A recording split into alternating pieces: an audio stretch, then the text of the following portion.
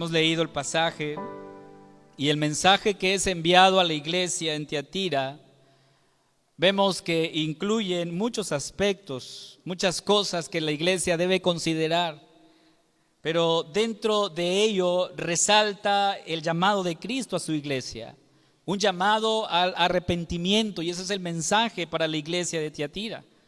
De hecho, el versículo 21 confirma esto que estamos diciendo. Dice el Señor: y le he dado tiempo para que se arrepienta, pero no quiere arrepentirse de su fornicación. Otra versión de este versículo 21 dice: le di tiempo para que se arrepintiera, pero ella no quiere abandonar su inmoralidad. Hermanos, tenemos aquí un llamado del Señor. Pero quiero que veas este llamado como un llamado paternal de Dios. ¿Qué hacemos? ¿Qué haces tú como padre cuando aconsejas, cuando le llamas la atención a tu hijo, cuando le confrontas? ¿Qué le dices? Y eso es lo que vemos aquí en la carta que es enviada a Tiatira. Un llamado paternal de parte de Dios, de un padre que nos ama, de un padre que nos cuida, de un padre que siempre ha estado y estará con nosotros. De eso estamos seguros. ¿Qué incluye este llamado, hermanos? ¿Qué incluye este llamado paternal del Señor para su iglesia? Primero, hay una felicitación. El Señor felicita a la iglesia. Segundo, hay un tiempo de gracia que el Señor habla en esta carta. Y tercero, hay promesas que son verdaderas para la iglesia. Y yo quiero partir por ahí. Veamos las felicitaciones que Dios le da a la iglesia de Tiatira, y que son felicitaciones de alguien que conoce perfectamente a la iglesia. O sea, el Señor nos conoce perfectamente. Dice el pasaje, versículo 18 del pasaje que leímos, dice así: el que tiene ojos como llama de fuego, así se presenta Cristo en la iglesia de Tiatira. El que tiene ojos como llama de fuego. En el versículo 23 de este pasaje tú puedes encontrar una declaración que conecta con este versículo 18. Dice el Señor: Cristo, yo soy el que escudriña la mente y el corazón. En otras palabras, hermanos, esa llama de fuego deja al descubierto nuestro corazón, porque el Señor nos conoce perfectamente. Frente a Cristo estamos completamente desnudos. Nada podemos ocultar. Él nos conoce perfectamente. Él conoce tu vida. Por lo tanto, las felicitaciones de Cristo son verdaderas. No son adulaciones para quedar bien, sino que son felicitaciones sinceras, honestas y verdaderas. ¿Qué reconoce Cristo de la iglesia de Tiatira? Vemos que el pasaje que leímos nos dice que reconoce el amor de la iglesia. O sea, una iglesia que se amaban los unos a los otros, algo que la iglesia de Éfeso había olvidado. Recuerden: y tengo algo contra ti, que has dejado tu primer amor. Ese fue el mensaje a la iglesia de Éfeso. Pero el mensaje a la iglesia de Tiatira es: conozco y reconozco que ustedes se aman. O sea, Cristo nos conoce perfectamente y conoce esa parte del amor que hay en la iglesia. Pero también reconoce la fe, y por ello los felicita. Una iglesia que tenían fe, una virtud que también tenía la iglesia de Pérgamo, la fe que había en ellos. Pero no solamente eso, sino también era una iglesia que servía, una iglesia que trabajaba. Algo que sí tenía la iglesia de Éfeso, lo reconocíamos también. De hecho, de Éfeso se reconoce su arduo trabajo, una iglesia que trabajaban mucho, eran hermanos que estaban, como dicen, al 100 en el servicio de la iglesia. Y el Señor reconoce una última cosa: la paciencia. Algo que también se reconoció a la iglesia de Éfeso y a la iglesia de Filadelfia. Una iglesia que habían guardado la palabra de la paciencia. Entonces el Señor Jesús felicita a la iglesia de Tiatira por esa razón. Lo felicita porque es una iglesia que vive el amor de Cristo, una iglesia de fe, de servicio, de paciencia. Es una iglesia que es ejemplo. En otras palabras, Cristo, que todo lo ve y que por lo tanto nos conoce perfectamente, no pasa por alto nada de lo que nosotros estamos haciendo. Es decir, hermanos, el Señor nos ve todo el tiempo, conoce nuestros pensamientos y nuestro corazón, y por todas las cosas que hemos pasado, el Señor nos conoce, hermanos. El Señor conoce tu sufrimiento. Si hoy mismo estás en alguna lucha, alguna prueba en tu vida, el Señor lo conoce perfectamente. Él sabe nuestro dolor, conoce nuestro dolor. Y muchas veces la presencia del sufrimiento en nuestras vidas nos deshace y nos lleva a un estado de crisis espiritual.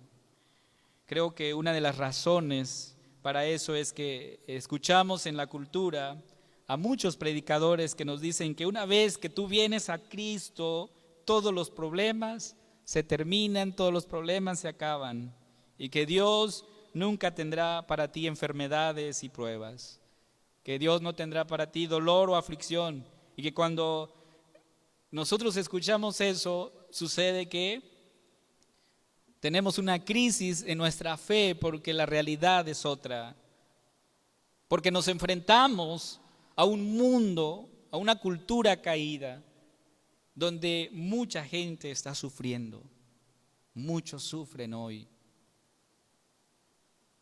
Pero Dios, como nuestro Padre, conoce todas esas cosas, todas esas crisis que nos toca enfrentar, y eso es, hermanos, lo que nos debe llevar a un gozo y a una esperanza de parte del Señor. Él nos conoce perfectamente, conoce nuestra vida. Por eso Juan inicia diciendo, el que tiene ojos como llama de fuego. El fuego lo que hace es purificar, consumir aquello que no es correcto. Entonces los ojos de Cristo, que todo lo ve, hace como un análisis a la iglesia, porque Él dice ahí el pasaje, el versículo 23, yo soy el que escudriña la mente y el corazón. Cristo escudriña nuestros corazones y las intenciones de nuestro corazón, hermanos. ¿Qué estás pensando hoy? Yo no lo sé. Yo no sé por lo que tú estás pasando hoy, las preocupaciones que tú tengas hoy, yo no lo sé, pero hay alguien que sí lo sabe. Y la noticia, hermanos, es que ese alguien es nuestro Padre. Y como un Padre perfecto, siempre estará ahí con nosotros. Ahora, algo más que vemos en este pasaje es que ciertamente como hijos, no siempre hacemos las cosas bien, nos equivocamos. ¿Quién no se ha equivocado? Como hijos, muchas veces nos molesta que papá o mamá nos dé consejos. Y creo que hemos pasado por ahí. Y lo que el Señor está haciendo aquí, después de decir, yo conozco tu corazón, tus pensamientos, se dirige a la iglesia y dice que hay un tiempo de gracia, un tiempo de gracia. Dice el versículo 21, y le he dado tiempo para que se arrepienta, pero no quiere arrepentirse de su pecado. Pregunto, ¿es usted un pecador? ¿Lo cree? Y sin duda la mayoría de los que estamos aquí, espero no equivocarme, dirá, sí soy un pecador. O sea, reconozco que hay pecado en mí. Reconozco que mis pensamientos no son tan puros como deberían de ser. Que mis ojos no ven al Señor, sino ven otras cosas que no deberían de ver. Entonces hay un convencimiento de nuestra condición. Somos pecadores y estamos convencidos de ellos. Ahora, pero realmente, la pregunta es realmente, ¿podemos ver la dimensión y la implicación de lo que somos como pecadores? ¿Realmente alcanzamos a ver qué tanto el pecado en nosotros ha afectado nuestras relaciones? He escuchado a muchas personas decir que nadie es perfecto o que errar es de humanos. Y esto es cierto, pues reconocer que todos somos pecadores y que el pecado es universal es el primer paso. Todos somos pecadores y todos tenemos necesidad del perdón, de la salvación y de la redención. Dice el apóstol Pablo en Romanos capítulo 3 versículos 10 y 11, como está escrito: no hay justo ni aún uno, no hay quien entienda, no hay quien busque a Dios. Esa es nuestra realidad, hermanos. Entonces el pecado puede definirse como el no conformarse o el transgredir cualquier ley de Dios. Eso es pecado. Dios ha dado su mandamiento, ha dado su palabra y nosotros como sus hijos estamos inconformes con eso que Dios nos ha dado. Y hay tres dimensiones cruciales en esta definición. En primer lugar, el pecado es la no conformidad. No estamos conformes lo que Dios nos ha dicho. Lo segundo, el no poder cumplir plenamente algo, porque realmente es así. Algunos han definido el pecado como errar al blanco. No siempre le atinamos, siempre nos equivocamos, siempre fracasamos en eso. O sea, en otras palabras, el pecado es fracasar a algo que Dios nos ha marcado. O sea, si el Señor nos ha ordenado, si el Señor nos ha pedido, te ha pedido a ti, ama al prójimo, cuando no lo hacemos, ¿qué estamos haciendo, hermanos? Hemos pecado, porque Dios nos ha pedido amarnos. En segundo lugar, el pecado es definido como una transgresión a la ley de Dios. O sea, transgredir una ley es pasar por alto esas barreras, es traspasar los límites. Entonces caminamos por donde no se nos permite caminar, eso es el pecado. Caminar por donde el Señor te ha dicho por ahí no. Cuando la ley de Dios se pronuncia en términos negativos, nos dice no harás tal o cual cosa y nosotros hacemos lo que no está permitido, eso es pecado. Pecamos delante del Señor. En tercer lugar, el pecado es una acción realizada por criaturas que tienen uso de razón. Es decir, por ser criaturas creadas a la imagen de Dios, somos agentes, diríamos, que reconoce cuando ha hecho algo equivocado. Porque tenemos una mente, una voluntad y somos capaces de realizar acciones buenas o malas. Y pecamos, que siempre eso es el punto, pecamos delante de Dios. Sabemos que hemos errado, que hemos fallado y elegimos desobedecer la ley de Dios. Entonces, esto es una definición de lo que es pecado. No estar conforme es transgredir la ley de Dios, es caminar por donde Dios nos ha dicho, por ahí no. Eso es pecado. Y entonces la iglesia en Tiatira había fallado en eso. ¿Por qué razón?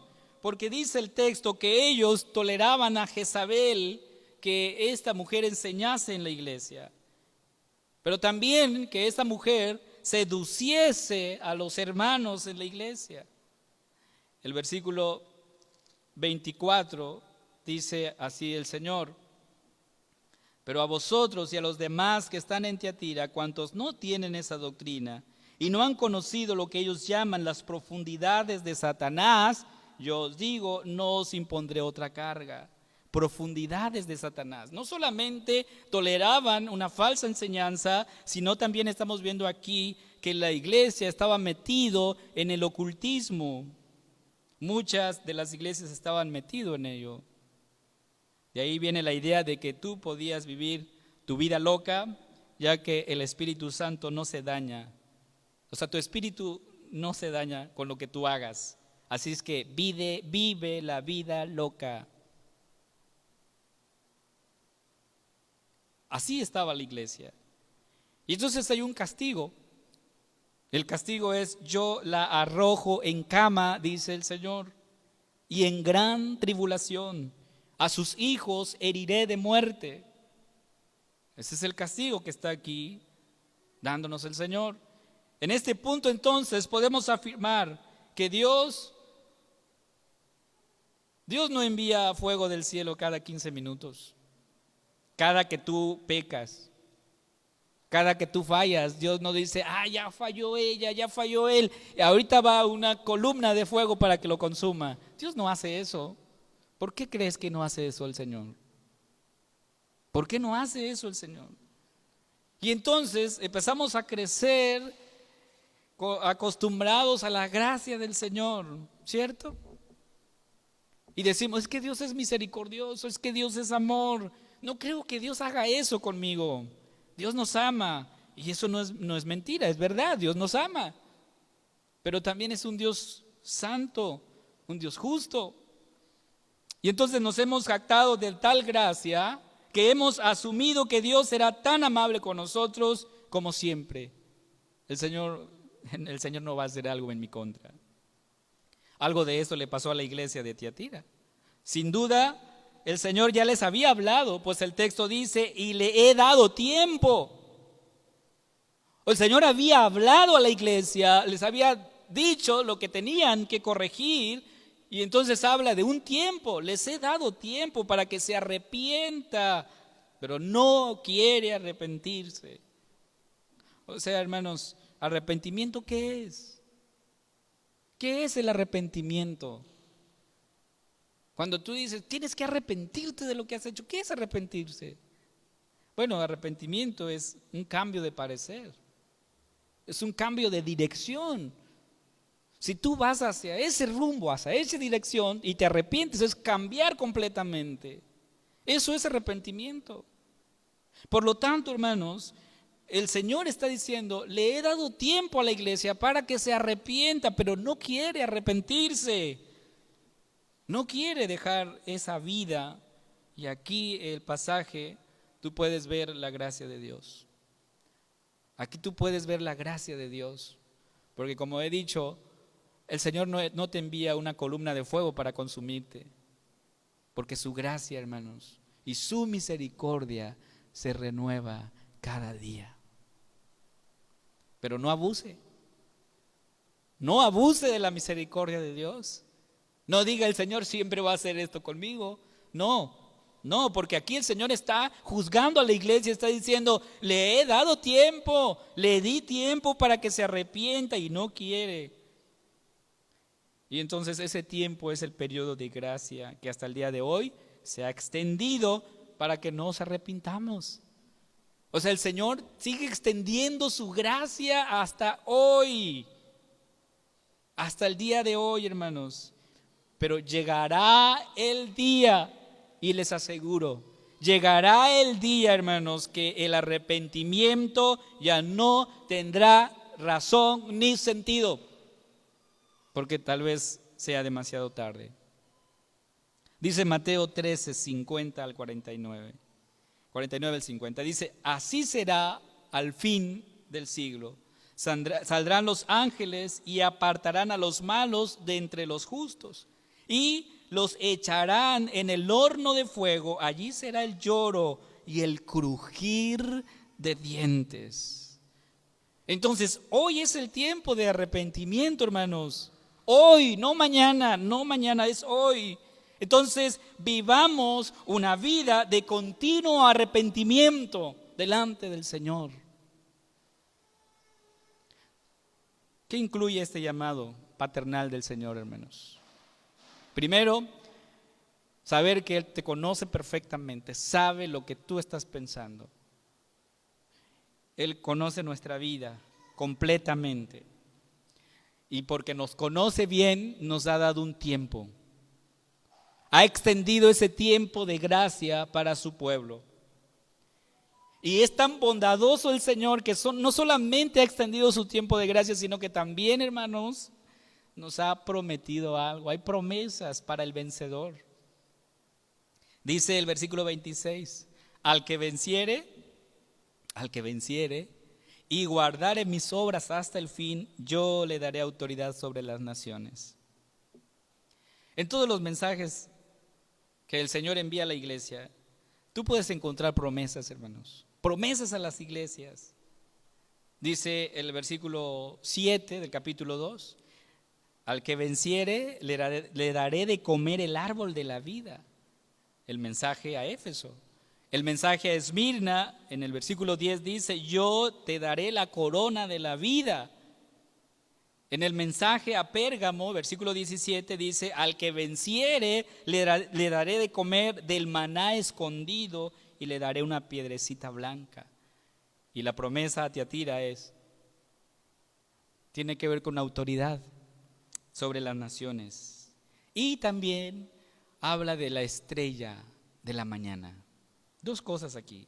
Autoridad sobre las naciones. Bueno, ¿a qué se refiere esto, hermanos? ¿A qué se refiere Juan cuando dice, y le daré autoridad sobre las naciones? Para entender esto, debo leer el Evangelio de Mateo 19, 28. Y dice, y Jesús le dijo, de cierto os digo, que en la regeneración, cuando el Hijo del Hombre se siente en el trono de su gloria, vosotros que me habéis seguido también os sentaréis sobre 12 tronos para juzgar a las 12 tribus de Israel. Aquí el Señor Jesús ya está prometiendo eso, pero ¿cuál es la promesa, hermanos? Es que un día reinaremos con Cristo. Disfrutaremos de los beneficios del reino eterno de Cristo. Estaremos con Cristo. Esa es la promesa. Estaremos con Cristo el Señor, hermanos.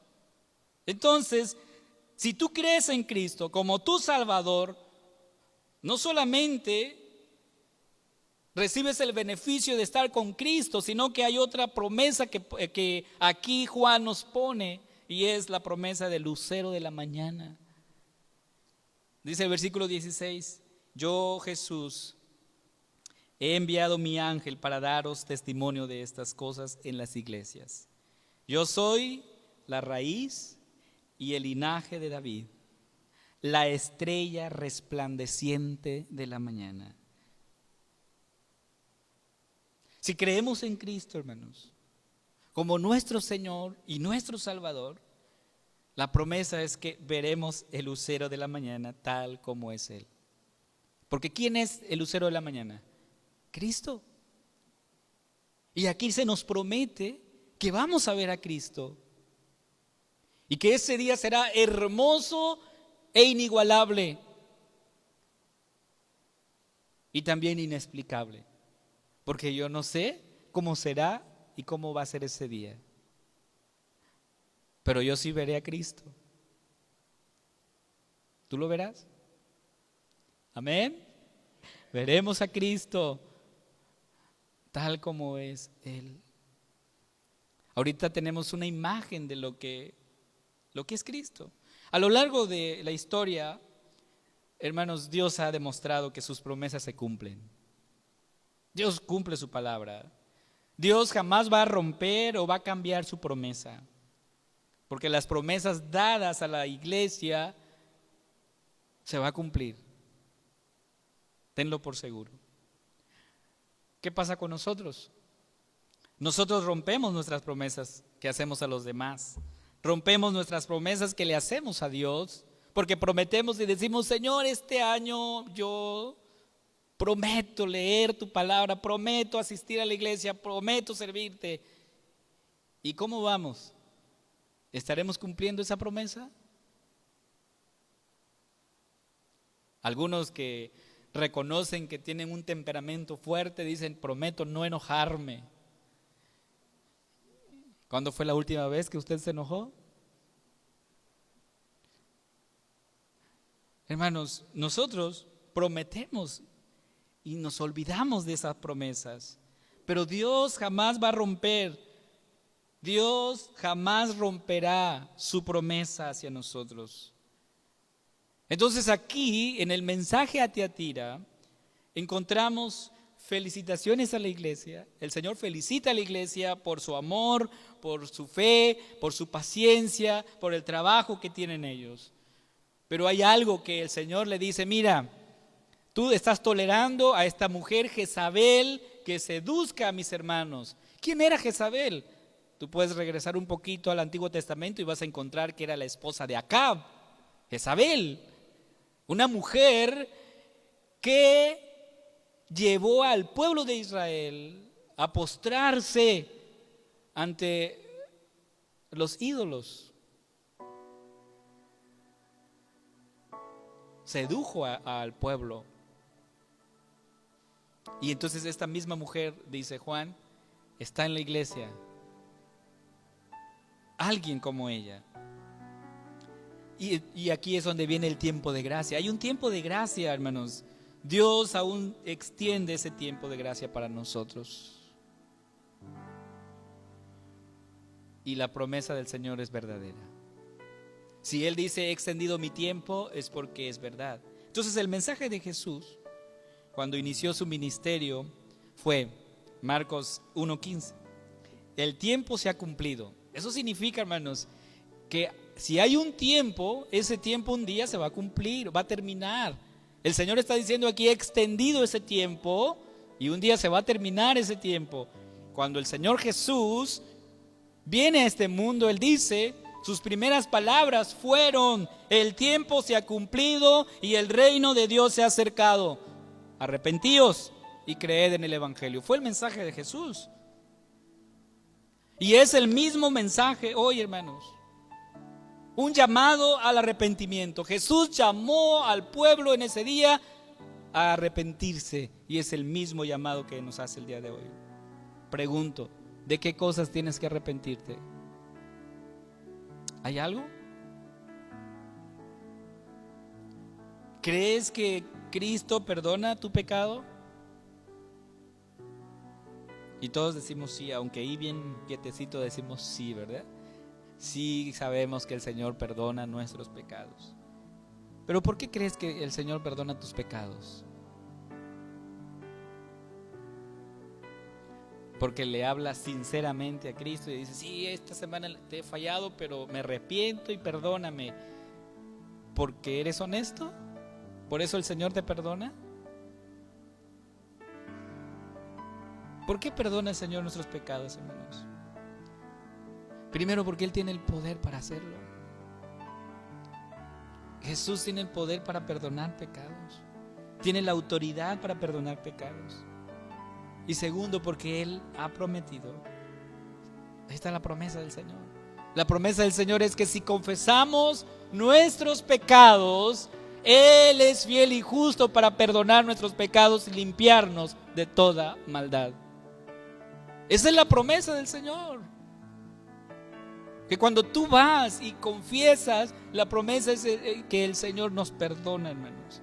Él ha prometido perdonar nuestros pecados, porque Él es fiel, porque Él es justo para hacerlo. ¿Tú crees eso? Entonces el llamado del Señor el día de hoy es un llamado a arrepentirnos y a decirle: Señor, sé que he fallado, sé que no he hecho las cosas bien, pero estoy convencido de que me amas porque tú eres mi Padre. El Señor es nuestro Padre, hermanos. Y como Padre siempre estará ahí con nosotros. Esa es la promesa del Señor, hermanos. Así es que tienes que creer esta promesa, que nuestro Dios como Padre está cercano a nosotros. Y aun cuando fallemos, porque Él sabe que vamos a fallar, Él no se ha alejado de nosotros. Él no nos detesta. No, al contrario, siempre va en busca. Y es lo que Jesús ha hecho con nosotros. se ha acercado a ti y te ha tendido la mano, te ha abierto los brazos, como aquel hijo pródigo que regresó a casa. El Señor nos ama de una manera incondicional. El Señor nos ama de una manera inexplicable, porque eso es. Tardaría horas y horas explicando cómo es el amor de Dios, pero yo sé que Él nos ama. Yo sé que Él nos ama y por eso Él extiende ese tiempo de gracia. Por eso Él promete cosas para su iglesia, para su pueblo. Solamente nos hace un llamado: arrepiéntete, arrepiéntete. Y ese es el llamado para ti hoy: arrepiéntete. Vamos a orar. Padre, sabemos que tu gracia se extiende en nuestras vidas y lo vemos expresado en todo lo que nos ha tocado experimentar. Tú eres bueno, Señor. Para siempre es tu misericordia. El llamado que le hiciste a la iglesia de Tiatira es el llamado que nos haces a nosotros como iglesia.